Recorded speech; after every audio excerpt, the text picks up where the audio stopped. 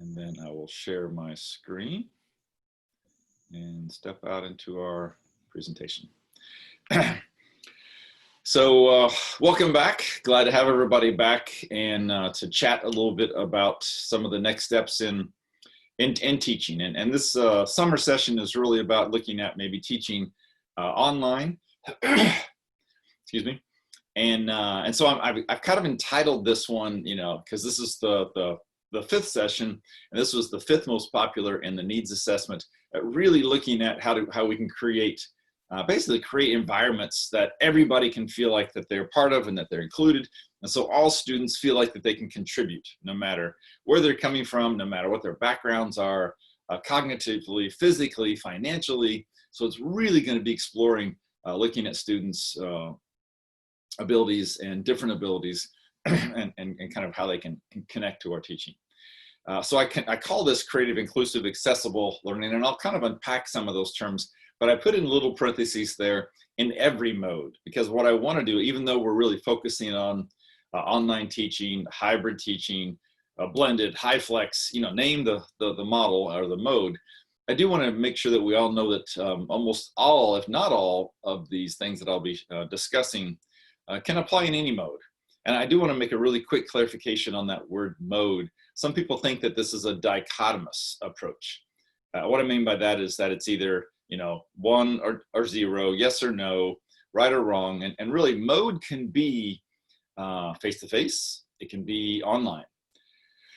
But it can also be, and we have done this many times, it can be what we call informal settings. And so we actually have been teaching for hundreds of years, you know, in museums, in science centers, outdoors, abroad. And so I want to make sure that people kind of see this as, we're not just going to look at this as either off or online, synchronous or asynchronous, real time, not real time, but really these happen all the time, everywhere, in the household, in the kitchens, on the streets, working with neighbors. So the mode really is going to be that environment that we're in.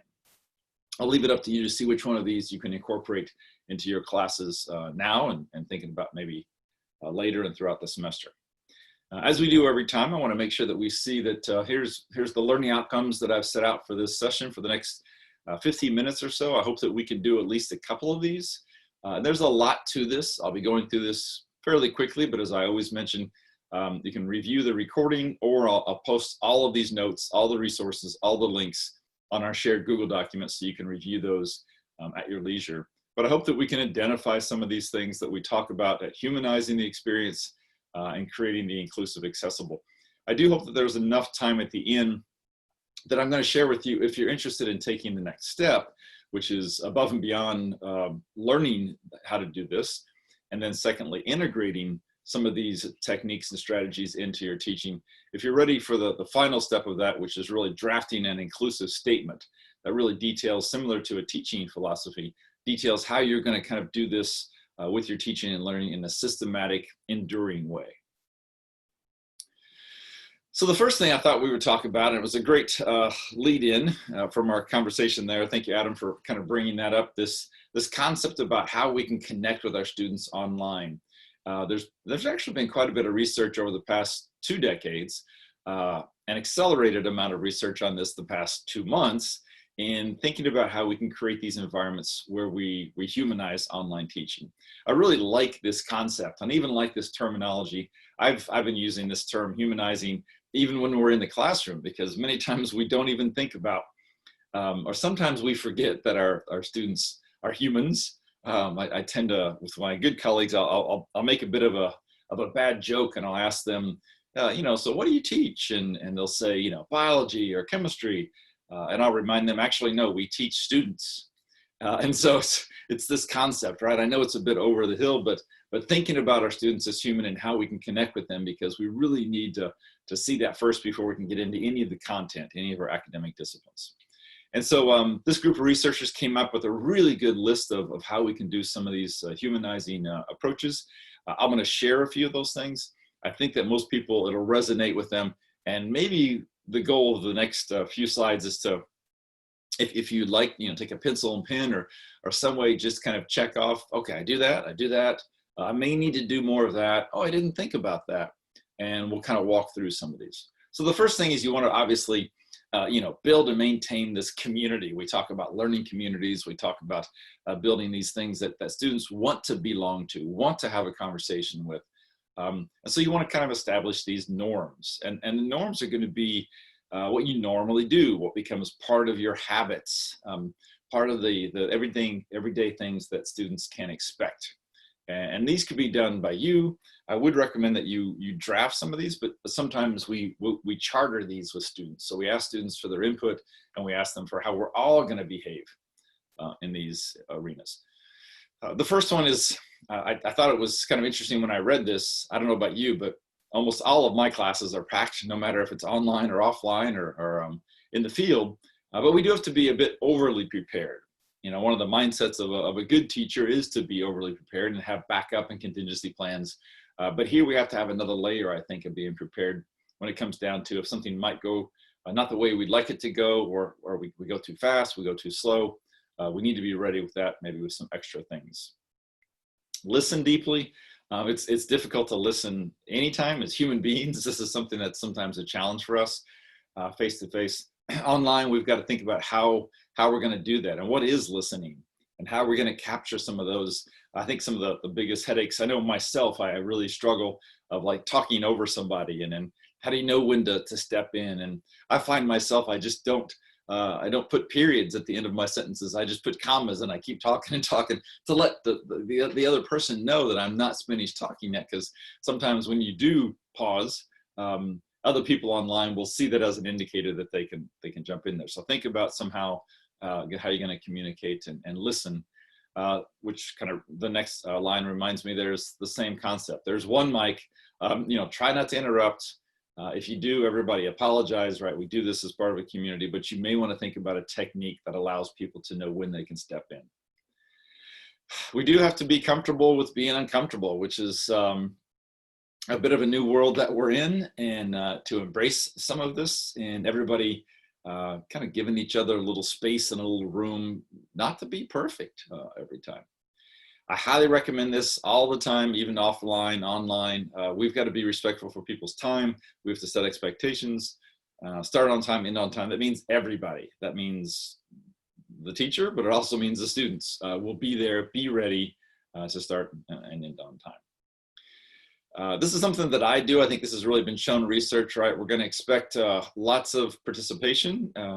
It's easy to say, and it's even maybe some people try to count points and determine when students are participating. I have a little different approach to this. I feel like it's really my goal, my major job, to create an environment where participation is easy, it's accessible. It's who wouldn't want to participate in it, as opposed to, oh, do I have to? And so these are techniques and strategies. We spoke a bit about them.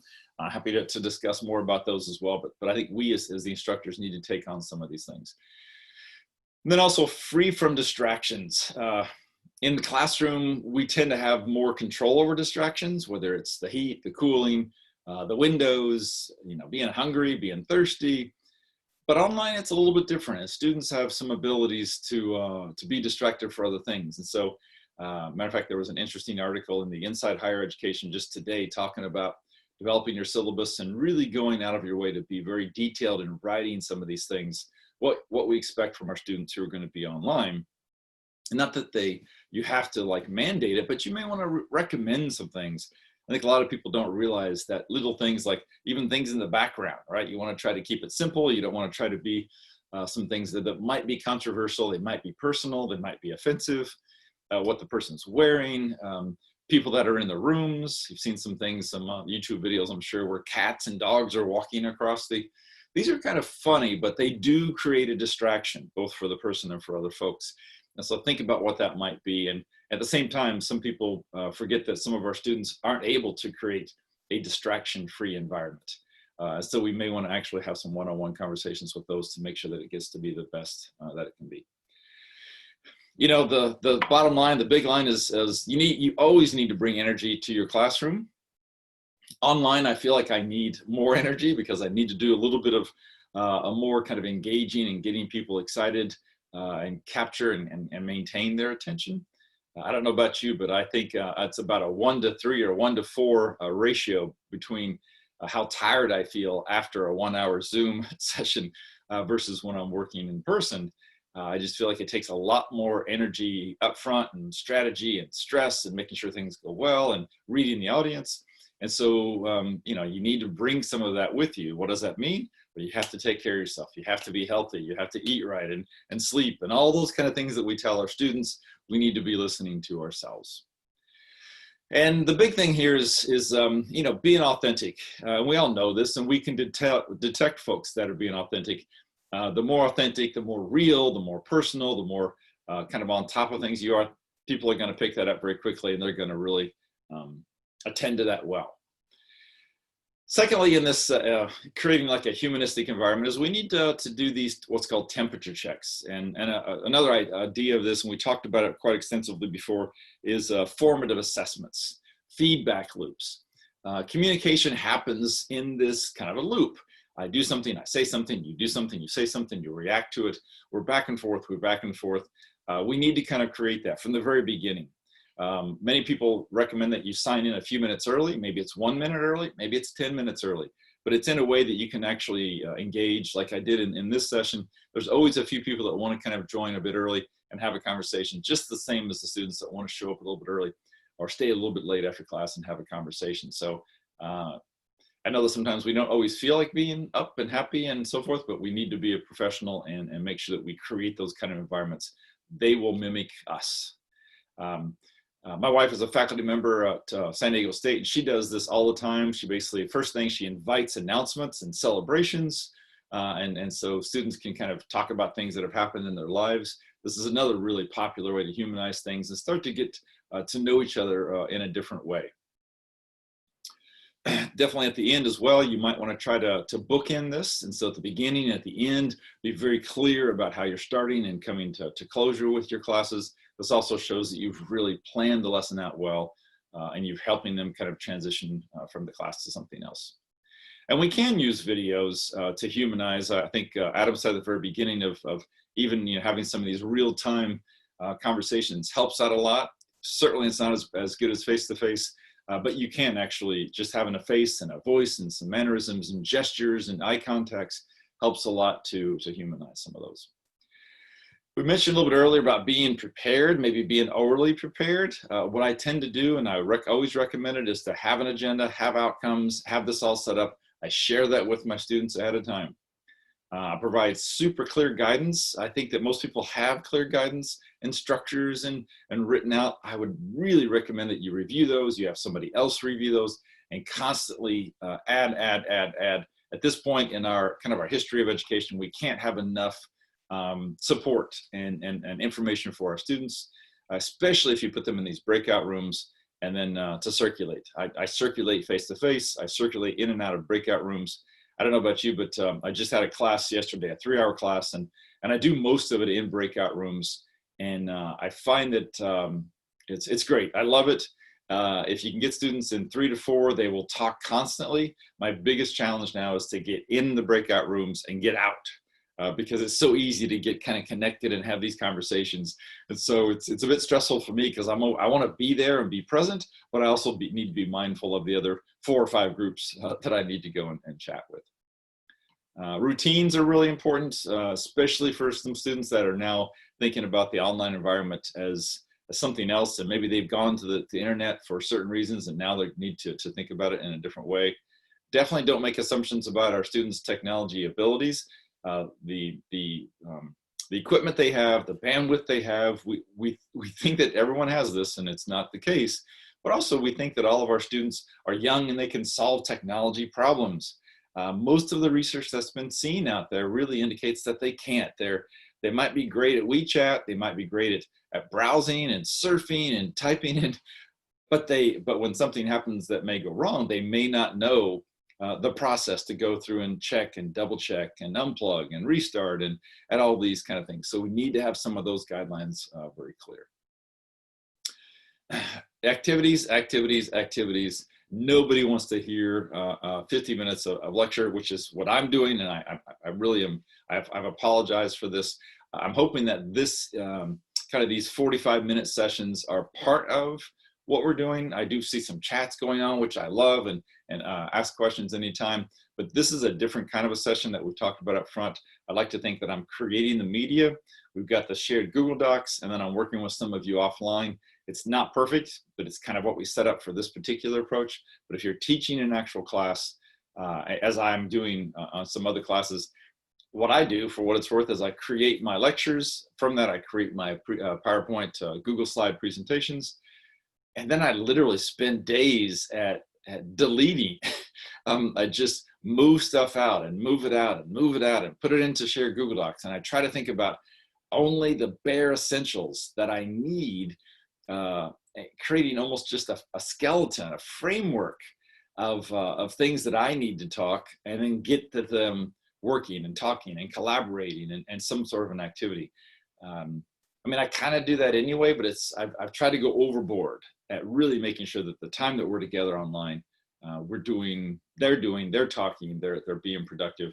And I've got that list now. It's up to, it started off as the list of 100. I think I've shared this with you. It went to like 230, 280. It's now up to 288 active learning techniques, some of which is included in things like quick writes, pair shares, group works, debates, jigsaws, so forth. If you don't have a link to that, let me know. I'm happy to share that. But it's a great place to start. And then obviously you might want to finalize with some exit tickets. And I never know who knows about this KWL. It's an old technique. I think it was back in the 70s or 80s that they came up with a KWL, which is that before the class sessions, you ask the students what they know. So it's a bit of a pre-assessment, what they want to know, the W. And then afterwards, the post-assessment. So what did they learn? And these are great exit tickets, and they can kind of compare what they did know and now hopefully what they know now. There should be a difference there. And then how it aligns with what they wanted to learn. So KWL charts, if you haven't heard of that, super simple and easy to do. You want to try to get as much participation as possible and as equitable participation. I have found, and there's plenty of research out there that indicates face-to-face, there's some interactions with students. Online, you get a different group of students that tend to find their voice because they can take a few minutes to think and talk. They also really appreciate being able to write. You may even use something like Jamboard or Padlet and allow some of those students to represent their thoughts and conceptual understanding in a graphical way. So think about these kind of things so that you can try to get everybody's input who wants to participate. We talked about the access. You might want to record some sessions if you are using Zoom. I have to say that the Zoom Pro account, they've done some really nice things. You may have seen when I send some of the links on these that you can actually see the video. It also gives the scrolling transcripts. You can do closed captions. And so it allows you to kind of see these videos in a different way. You may want to ask for questions, as I have done here. And for questions, there's lots of ways to do it. Some instructors literally have the students have their videos on and the students raise their hand. Kind of an old-fashioned way, but it might work. It does create a bit of a challenge that you have to see all of those students. And if you do it kind of in a quadrant, you can see some of those. They do have a virtual raised hand function that if the students click on that, it gives the instructor a little bit of a notice. You can certainly chat. And what's nice about it is I see the chats. When you do enter a chat, it pops up onto my screen. Because there are some challenges when you're in presentation mode for your slides that you can't always see the Zoom. Like right now, it just popped up and it said there's 21 chats that I haven't looked at. Now I could pause and go look at those, but this is something you want to basically figure out ahead of time, share with students how you're going to deal with those. What I'm going to try to do is in between sections, kind of look at those. If it's super important or super that you'd like to talk about it right now, I'm assuming that you're going to let me know. You can also do emails. You can do the Google Slides like we have done, and let them know exactly the expectations, what you expect of them, the amount of participation. I do remind folks that if you're going to do some points or grades on participation, that's a struggle. It's a challenge. It's extra work. It's difficult to do. It's difficult to be consistent, even if you have a rubric. So I'm not saying don't do it, but just realize that when you do that, then there's some additional layers on that. And again, if students are sharing, try to set up some time. The most difficult things in the world for me, flexible, I tend to be okay at, but patience is really a challenge, but to be yourself. Things are going to happen. Students know this. A lot of times faculty will be hesitant to try something new or to try some technology that might help them out. I would, of course, do as much practice as you can, but for the most part, people seem to be a lot more, flexible and open and patient with each other. So if it will help in the teaching, I encourage you to use those kind of things. Take some breaks. They recommend 5 minutes per hour if you're going to have a multiple hour session. I think I may, even though this is only about a 55-minute session, I may do a break here in between these two in just a moment to allow us to kind of have a chat, and I can talk to, I can look at some of the chats on that as well, but talk to your students and see when they would like some of these kind of breaks. We talked about logging in before class. We actually, one thing we haven't talked a lot about is encouraging students to connect with each other either via projects or after class. They certainly do this plenty of time with their own friends. You might want to think about a way that they can kind of do some of these and connect with each other between classes. And obviously, talked about the energy. I can't say that enough. Sometimes we just don't have it. I would recommend to try to find a way to have that energy, at least for that hour, 2 hour sessions that we need to. So I'm going to just pause for a second. The next section we're going to step into is this inclusive, accessible environment. And I'm going to pause because I want to step over and take a look at the chat room to see if there's some thoughts there that I can maybe respond to. Let's just take like maybe a 2-minute break if you need to go get another glass of water or something, or you have some questions. I'm going to read these and give everybody a few chance, just a moment to digest and chunk and great. I'm reading through. Thank you all so much for adding thoughts and ideas to the chat. This helps me see what you're good.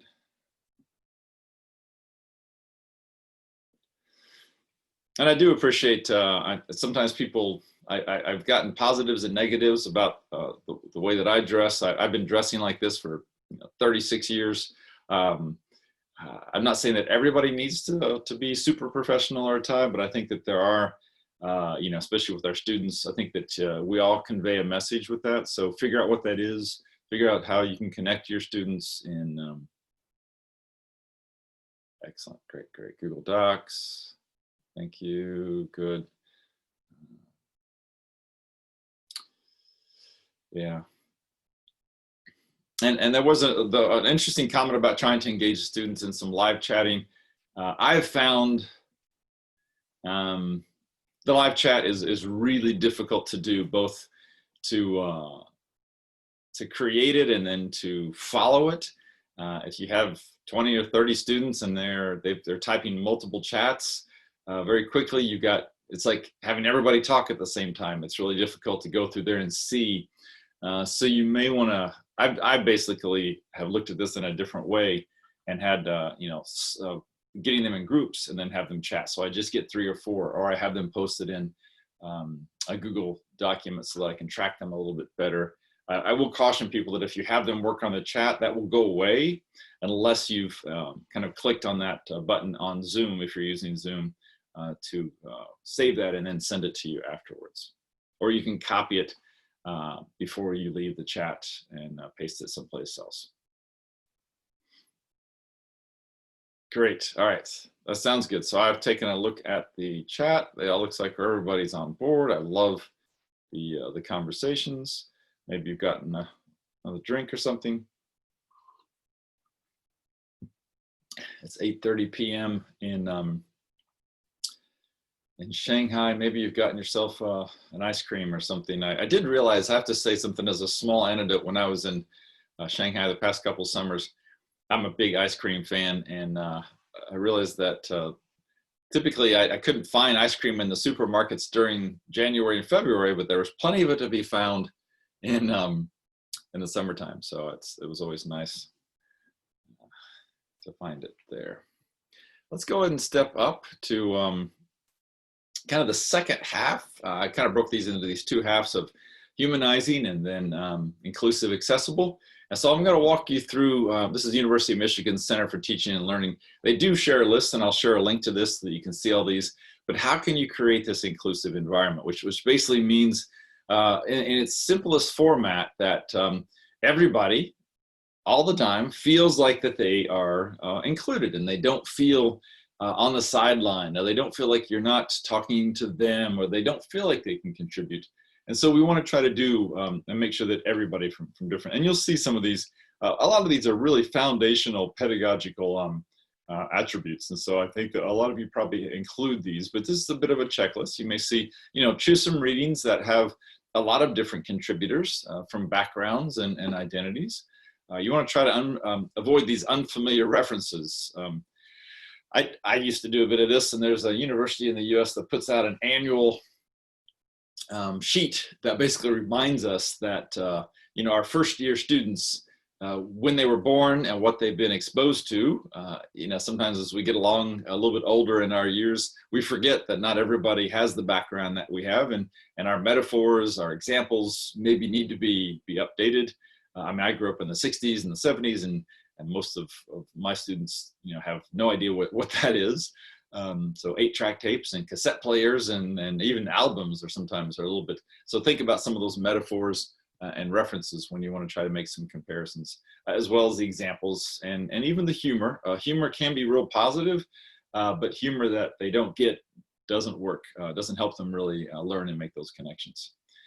Try to think about some materials if you're making story problems or talking about examples of students, make sure it's a range of physical abilities and financial resources, and so that you're not talking about a kind of what we call a range restricted sampling population.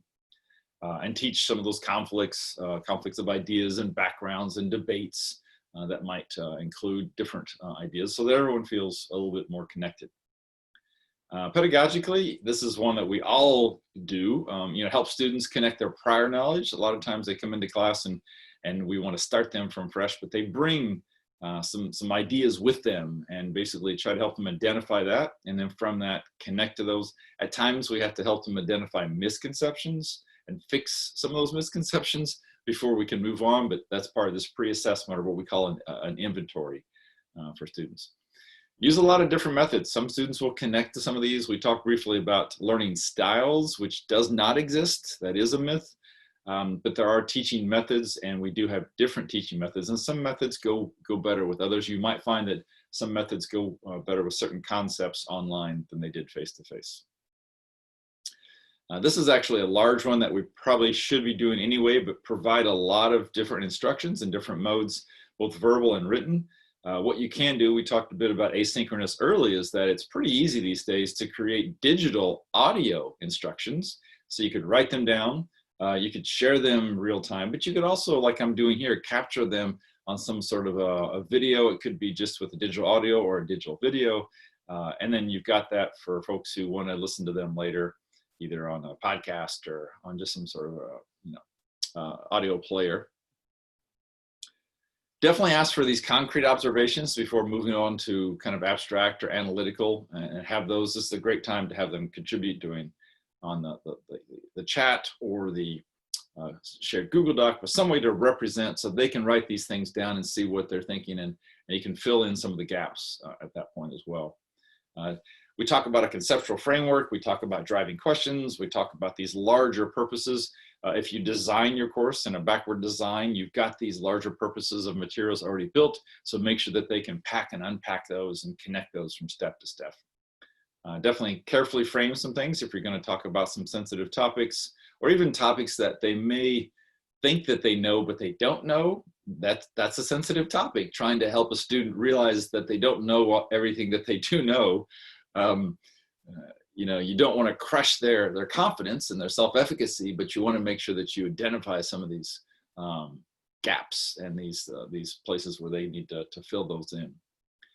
You may want to double check with your students to see what names and pronunciation. I do this a lot with international students, that I may want to, sometimes they may use their first name, their middle name, they may have a certain pronunciation. My full name shows up on my Zoom, I noticed, because when I work with my university, when I put it on my passport, they put the full name there. I look at that sometimes and go like, who is that? Because I've never used my middle name, and I don't even recognize my middle name. So if people call me J7, I'm like, you're either my mother or I don't regular. So make sure that you're checking with the students to see what names that they do use, because that also kind of humanizes things, that you're really getting to know them. Obviously, encourage them to ask questions. That's an easy thing to do, but we need to really make that more powerful. We need to provide spaces that they can actually ask those questions in a safe way. It could be the Google Share Doc. It could be virtual office hours. It could be a lot of different ways. And so you might want to even ask, like, what is the best way for students to make those kind of connections with you? This was actually really, really significant. We need to communicate these high expectations, even online. Just because we're online doesn't mean that we expect less. In the spring, when we did some really, really rapid ramping into some things, maybe we had to think about things differently, but we need to communicate that we expect a lot from them. There's a bit of a sports metaphor that we tend to play up to our competitors. And so if a lot is expected from us, kind of human natural tendency is to meet those expectations. So if we believe and we set high expectations, the students will typically attend to those. This is one of my favorites, and I wrote a whole blog series on what I called failed events. I try not to use the word failure. I know those are all English terms, and you probably understand those, but to me, there's a big difference between failure. That's actually, you're calling somebody, and it may be a noun, or it may be something that sticks with them. I firmly believe in failed events that come and go, right? I participate, I engage in multiple failed events all the time.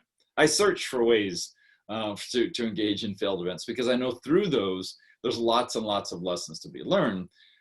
We need to remind our students that just because you don't know something right away, or just because they struggle, and it's not a sign of deficiency.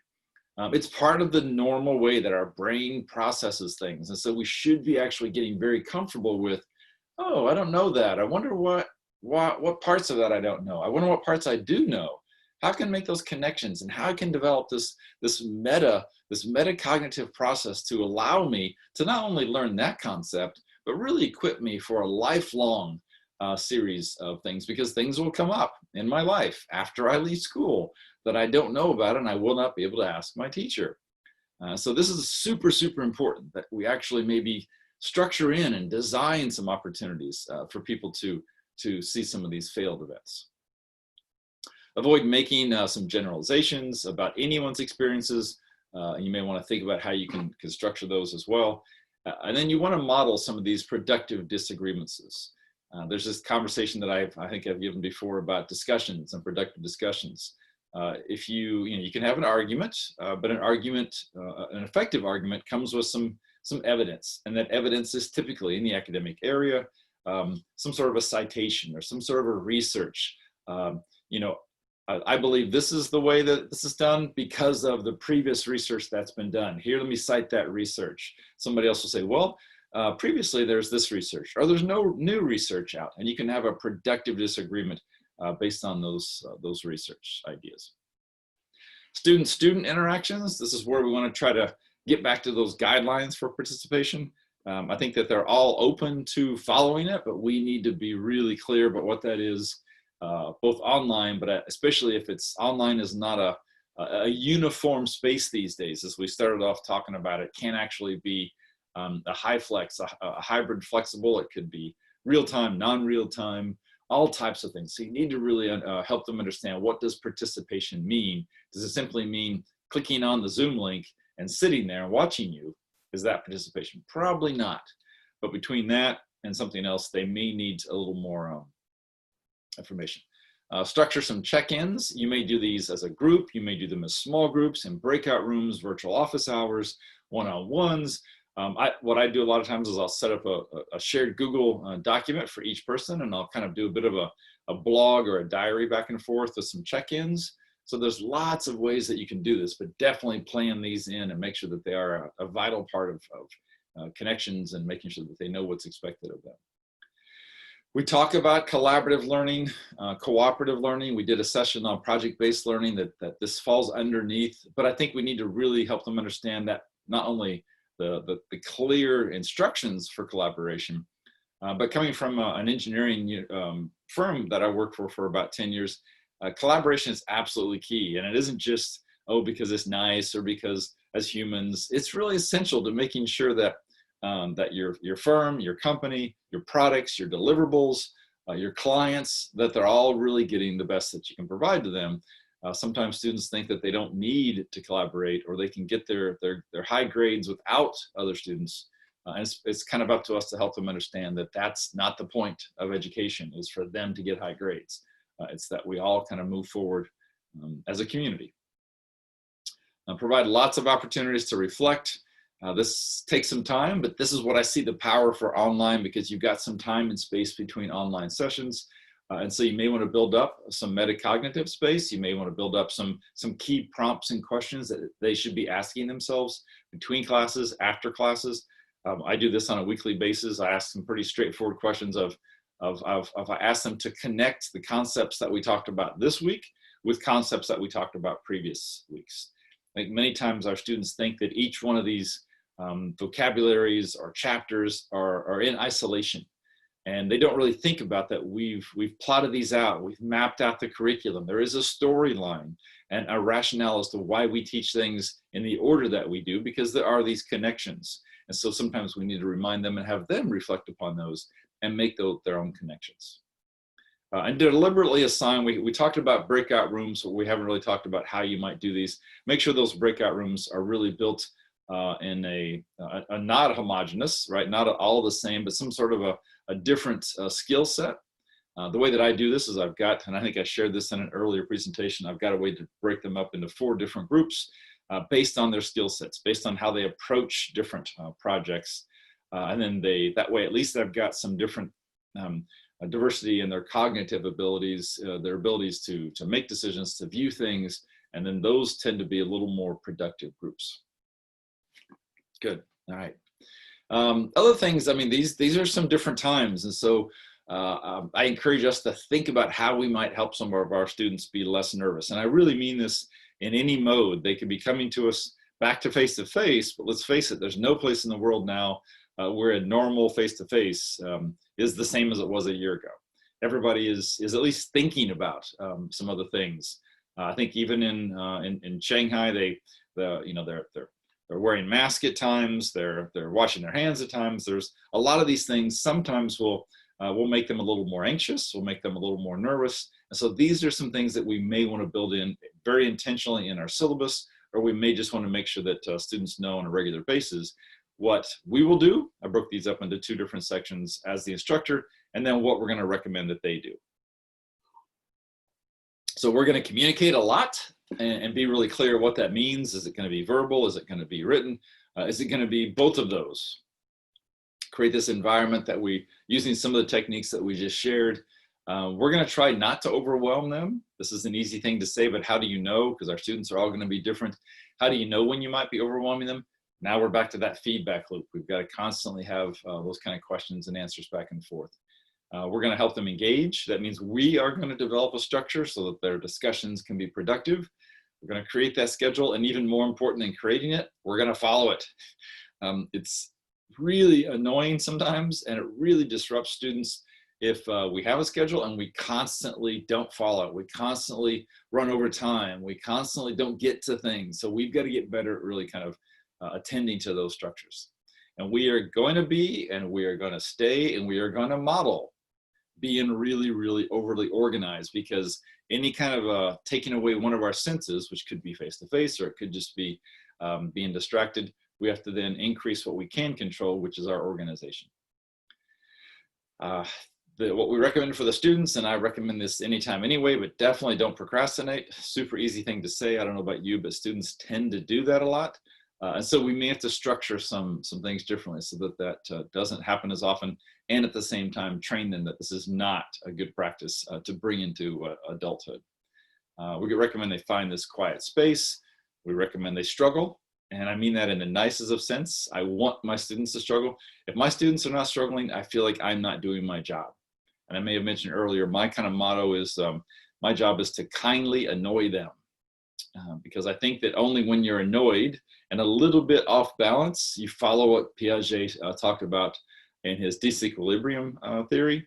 And then we ultimately want to accommodate or assimilate our ideas into being more back into equilibrium. And so a teacher's job is to create an environment of productive, non-harmful struggle. And I recommend you ask questions. I love questions. I think we all, teachers, love questions. It's not really the questions in my mind, but the questions tell me there's a level of engagement. And that's what I'm really trying to do. So what does all this mean? I'm going to use a little bit of the US, and I try not to use much US policies, but I do know that the accessibility means that the bottom line is that everybody has full and equal access to these things, regardless of who they are, where they come from, what they may be able to do, their finances, and so forth, and they have those same opportunities. So even if we took off the US or we took off the rules and the policies, I think most teachers firmly believe in this. They firmly believe that every single student should have the same kind of opportunities as every other student. I think it's just a natural thing in being a teacher. A bit of a reminder, what does that mean? People who maybe are blind or just maybe have a low sight, people that are deaf or that just are hard of hearing, people that have some fine motor impairments. All of these things can be small and unnoticeable, and maybe even the students don't notice that, but we as the instructor need to make sure that all of our materials are going to be accessible to them, that they can access that. If they can't quite see, they need to be able to zoom in and out.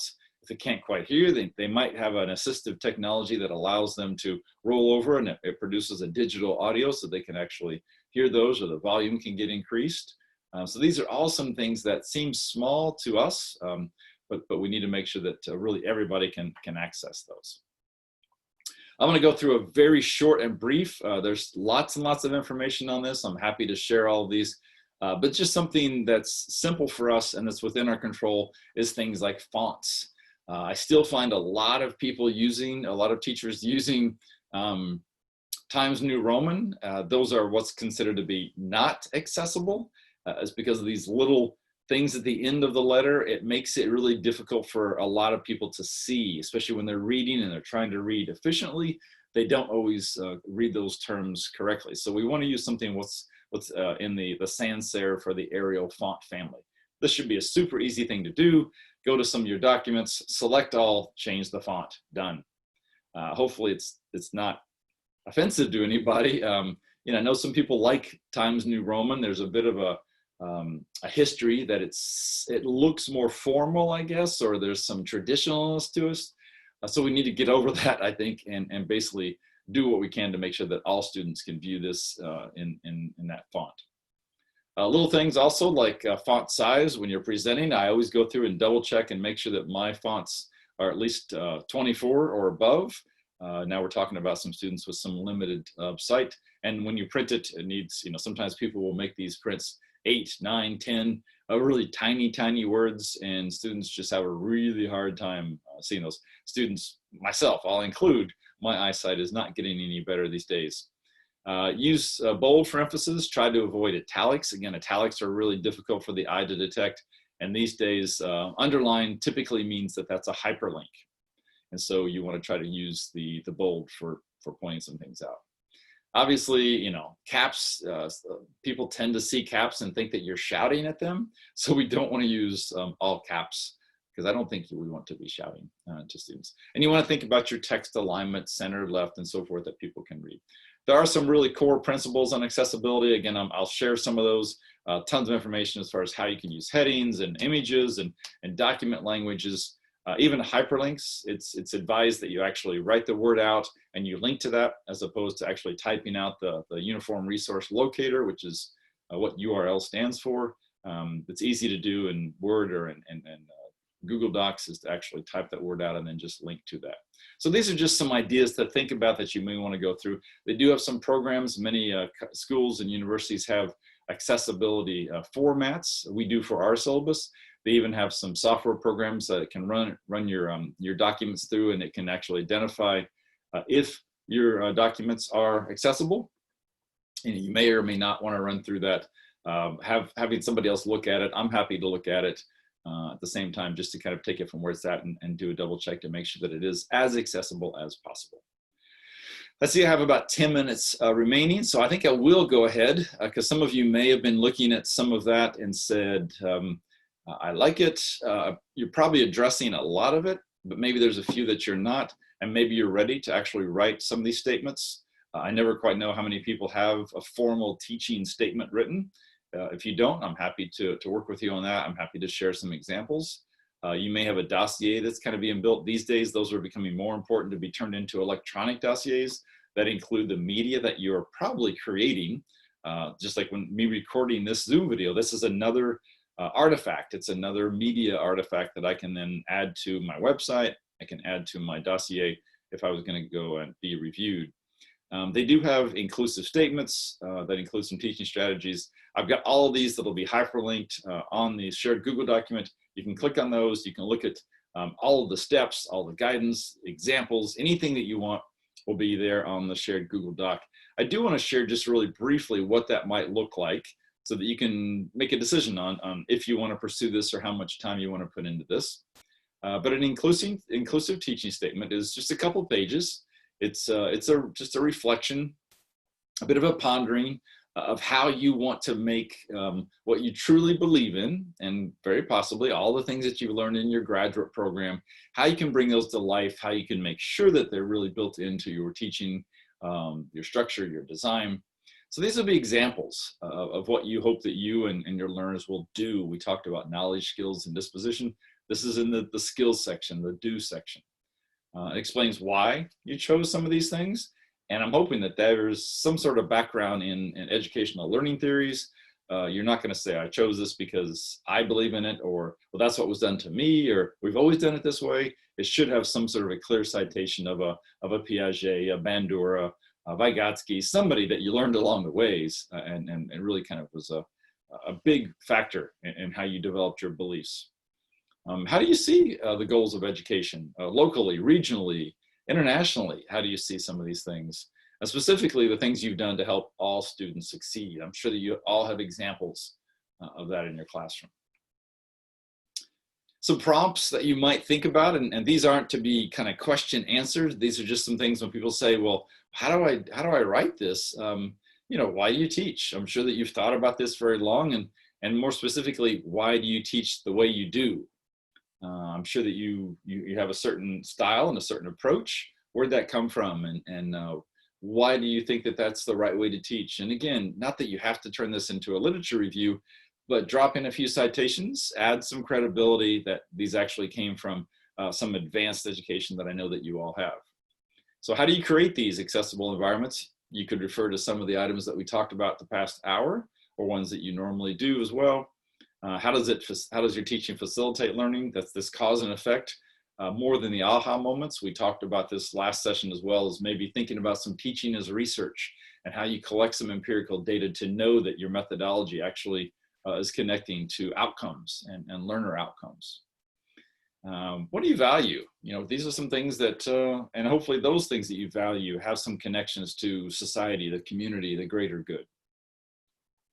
And what's your conception? This is my favorite. It's not going to hurt to write a paragraph of what this really means and how it's connected. But the bottom line, and I hate to be a chemist and all, but you know, what is going to be the evidence that this took place?